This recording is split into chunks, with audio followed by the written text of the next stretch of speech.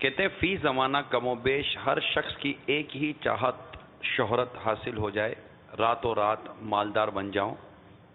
ایسی سوچ رکھنا دنیا کے پیچھے بھاگنا مراد ہوگا یا نہیں؟ مالدار بننا یہ فی نفس ہی کوئی بری چیز نہیں ہے، اور مالدار ہونا یہ گناہ نہیں ہے۔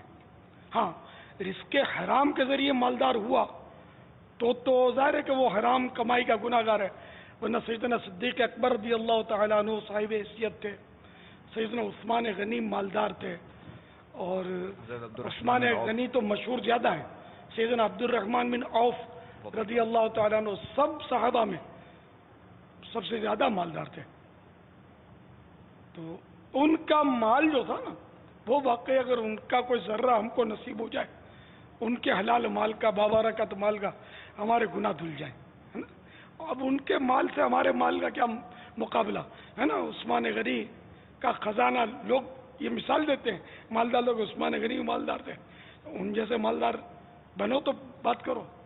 تو یوں مطلب یہ کہ اگر 100% حلال مال ہے اور کسی نے بہت سارا مال جمع کر لیا ہے، حلال 100% حلال، زکوٰۃ بھی پوری ادا کرتا ہے، سب کچھ کرتا ہے، تب بھی اس کی پذیرہ ہی نہیں ہے، اس کی حوصلہ افزائی نہیں ہے، مطلب ٹھیک ہے مباح ہے، آخرت کے حساب کی تیاری کرے، کہ قیامت کے دن حساب دینا پڑے گا۔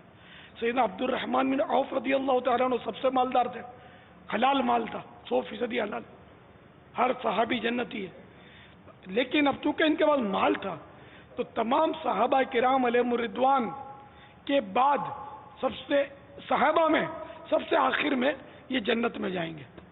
تو ہمارا کیا بنے گا؟ ہمارا مال تو جیسا بھی ہے، تو جو مالدار ہے وہ سمجھتا ہے کہ مال کیسا ہے، بعض مالدار سمجھتے ہیں کہ ہاں ہمارا مال صحیح ہے، لیکن ان کو پتہ نہیں ہوتا، مسائل نہیں پتہ ہوتے، تو یوں یہ بیچارے سود میں بھی بعض اوقات پڑ جاتے ہوں گے۔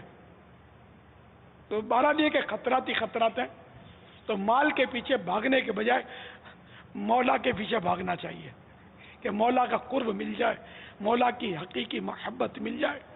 تو حقیقی مالدار وہ ہے جو صاحب حسن اعمال ہے، نیکیاں، جس کے بعد نیکیوں کا خزانہ بہت زیادہ ہے۔ واللہ تعالی اعلم ورسولہ اعلم، عز وجل وصلی اللہ تعالی علیہ وآلہ وسلم، صلوا علی الحبیب صلی اللہ تعالی علی محمد۔